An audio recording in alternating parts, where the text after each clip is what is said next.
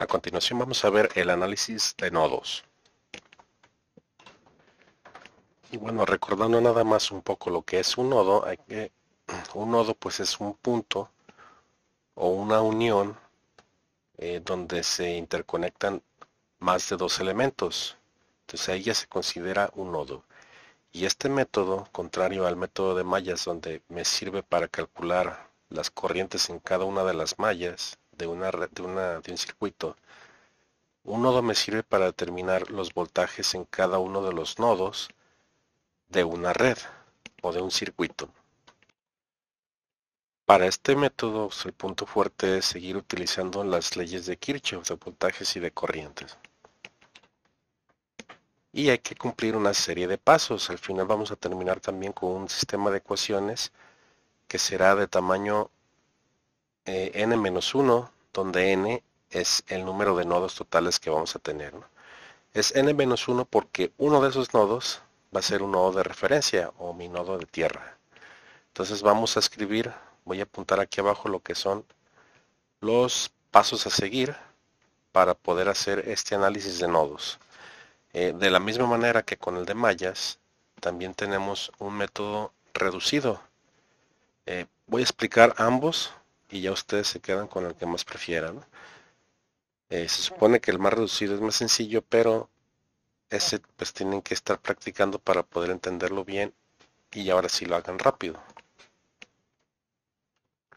Pues el primer paso es determinar el número de nodos de la red. Por ejemplo, en la figura que está aquí a la izquierda, tenemos dos nodos, el de la parte superior y el de la parte inferior. O podemos dibujarlos aquí rápidamente.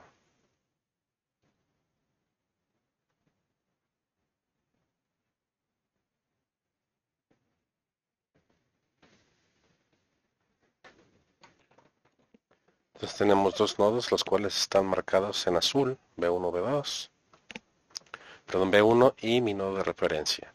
Entonces el siguiente paso dice escoja un nodo de referencia y etiquete cada nodo restante con un valor de voltaje con subíndice B1, B2.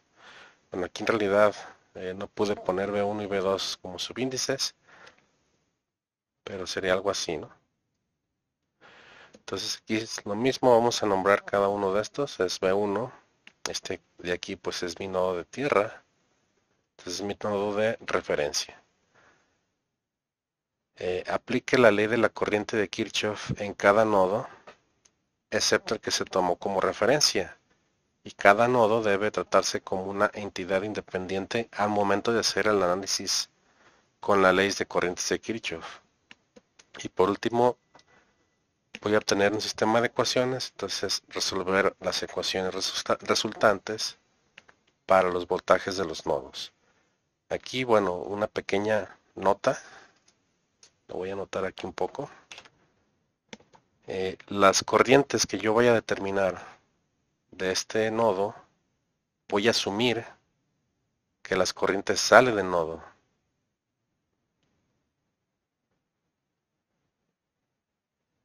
Excepto la de la fuente de la corriente, si en el problema no me indican que yo ya tengo una dirección de corriente, entonces yo asumo que salen las corrientes de ese nodo.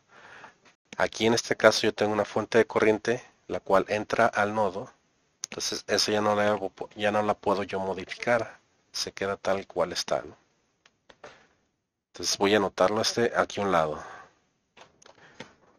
Bueno, aquí al aplicar la ley de corrientes de Kirchhoff en este nodo, como ya lo mencioné, yo voy a tener n-1 ecuaciones al final, ¿no? Las cuales yo tengo que resolver.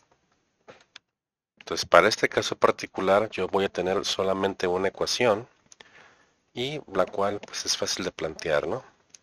Si aplico la ley de corrientes de Kirchhoff en este nodo, esta me dice que la, la corriente que entra a un nodo es igual a la corriente que sale de ese nodo. O si hay una combinación de corrientes, entonces la corriente que entra es igual a la suma de las que salen. Entonces en este caso mi corriente I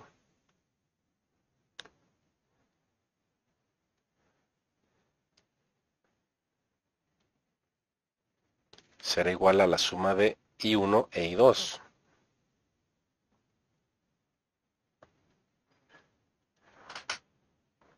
Ahora lo que puedo hacer es aplicar la ley de Ohm para plantear mis corrientes en términos de voltaje y resistencia. De esa manera yo puedo calcular al menos una de las corrientes.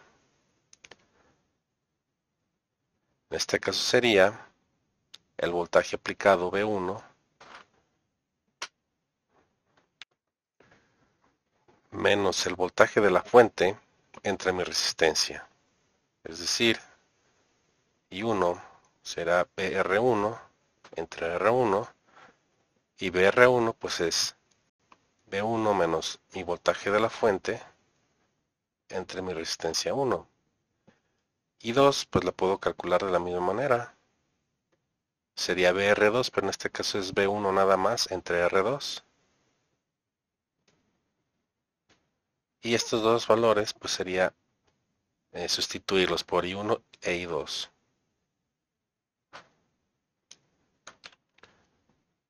Al final pues tendría esta ecuación.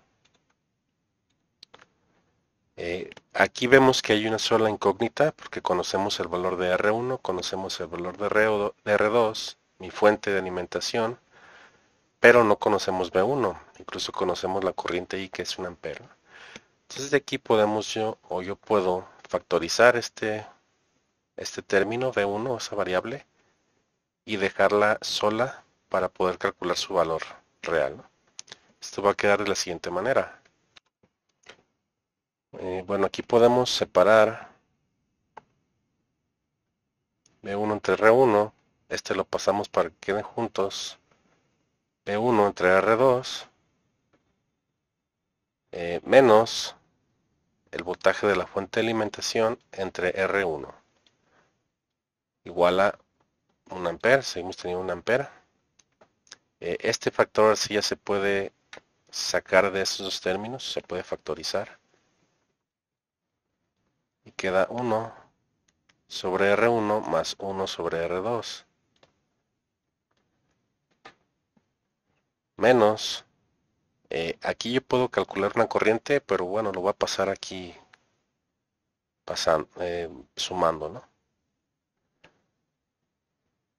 Tengo 24 volts entre el valor de R1, que son 6 ohms,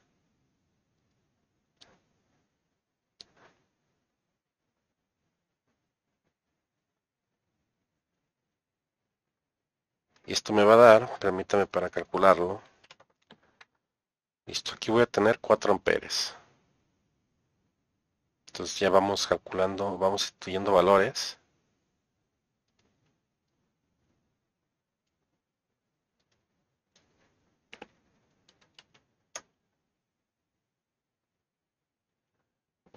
Y en R1 dijimos que teníamos 6 ohms. Entonces 1 entre 6 más R2. Vamos a ver cuánto tenemos para R2. 12 ohms.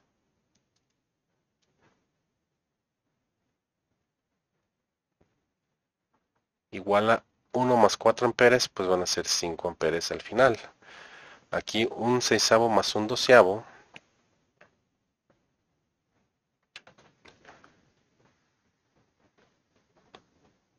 Y bueno, aquí haciendo la operación, B1, ya lo hice aparte en la calculadora. Me queda un cuarto de esto, o sea, un cuarto, 1 sobre 4 ohms, igual a 5 amperes. Este 4 yo lo puedo pasar multiplicando y al final B1 será 20 volts. 20 volts va a ser la cantidad que yo tenga en ese nodo. ¿Cómo yo puedo determinar los voltajes en cada resistencia? En la resistencia R2 va a caer voy a tener una caída de voltaje de 20 volts, tal cual, ¿no? ¿Por qué? Porque no hay otro voltaje que me altere este voltaje de aquí, la resistencia. Y de aquí ya puedo yo calcular si quiero también la corriente I2, ¿no? Para la resistencia R1, pues tendría que restar el voltaje V1 de esos 24 volts para poder calcular yo el voltaje sobre esa resistencia, ¿sí?